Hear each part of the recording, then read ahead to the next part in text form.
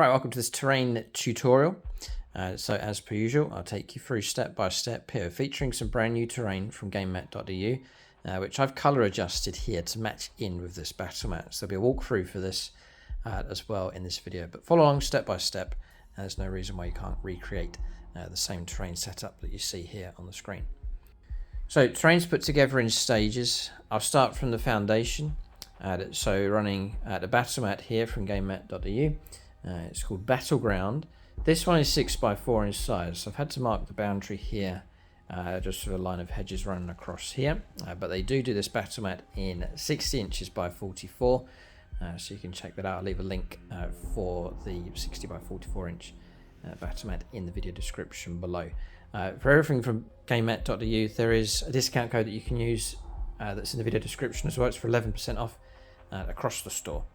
So you can use that for all of their battle mats and also their terrain, pre-painted terrain sets as well. But the battle mat gives you that foundation. This is the kind of colours that we're looking at here. So it's not full on grass, some broken ground, different kind of greens going on here, some stony colours, some brown shades as well as on this battlefield as well. So that's kind of the colour palette that we're working to, and I'll try to reflect that in the ruins that you can see just here. But the battle mat will give you that colour palette, nice flat playing surface, nice and quiet for rolling dice, figure friendly as well. If models fall over, it's a nice soft surface, and they roll up.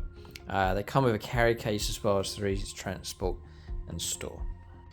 So one of the golden rules is always try and get the whatever else I add to the battlefield, always try and get it so that it matches in smoothly with the battle mat itself. So that's the foundation. Then the main terrain feature is the new Defiled Monastery set from GameMat.eu.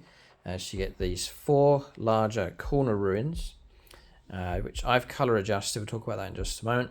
You also get like a little graveyard, which I put the stones out across here, and you get some of these tombs here as well. There's 2 of them. I'm saving one of them for a painting tutorial just to show you how to convert the colour scheme over, and there's that one there which I've placed in the middle, but a brilliant objective to go for a nice central focal point in the game. So I'll take you in and just show you the detail. It's a brilliant set, and it's got these brilliant layers to it, so great for placing models on top. And you can see it's got a first floor, second floor, and even all the way to the very top with third floor as well. So it's great height on this as well. So great for line of sight blocking terrain. I've done a review on this already. Some people have been saying, does it fill out a table entirely? Well, it's just pull back here and you can see that it's a great feature on the board. If you really wanted to fill out a table, you'd need 2 sets, I think, and that would fill out the table really well. So I've put 1 set on the board, nice central feature as a focal point in the game, and then I've used my jungle terrain here just to bulk out and fill out the table. So this comes pre-made, it's cast, resin, and then pre-painted as well. The colour scheme that it comes in is like an urban colour scheme, so like for City Fight and so on. I've always wanted like a ruined monastery for my jungle setup, so I've switched this over. It's simply done with spray cans, bit of highlighting, and then the fun part getting to add the flock on top just to really make it look like an overgrown ruin. So it's straightforward enough to do. I'm planning to do a full tutorial for that. It'll be quite a quick tutorial because the process is very, very quick indeed. Just using spray cans, a few washes, a bit of highlighting, and then straight on with a flock, and the terrain is done. And you're able to switch the colour scheme over, and hopefully the colours on this are matching in nicely with the battle mat. It's trying to get nice harmony between the two, between the terrain, also the mat as well. But that's the terrain set. You can get a hold of that from GameMat.eu. It's available now. It's one of the new sets from them. So that terrain set gives you a nice feature and fills out the board in the centre quite nicely.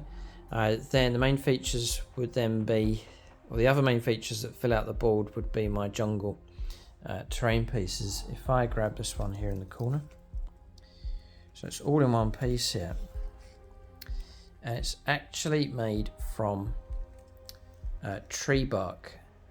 Here I can show you the underside of it, like so. So it's cork, but natural sheets of it. You can pick this up. I found these pieces on eBay. You can get them from places like aquatic centres or like lizards and reptiles, those kind of pet shops where they have these kind of things for fish tanks and for lizard tanks and so on. You can pick up these pieces of natural cork. They're brilliant because they're pre-colored. They give you a real natural finish, and they're nice and soft so that you can stick things into them, such as these shrubs across here. So broke those into pieces. That acts as the base for this and an anchor point for all this vegetation. This is all very straightforward. You can get all of this kind of thing from aquatic shops, pet shops, sort of cheap sort of pound shops and so on, fake plants.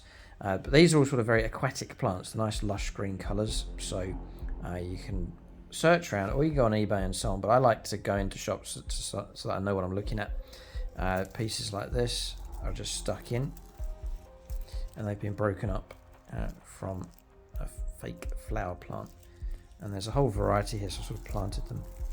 It just sticks in there. Great thing about this, there's no painting required. They're already pre-coloured for you in all different shades.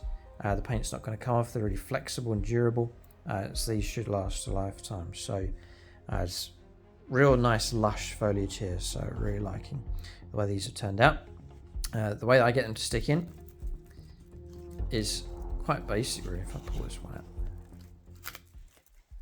So it's matchsticks stuck into these, and then little holes made, and then I'll just plant them in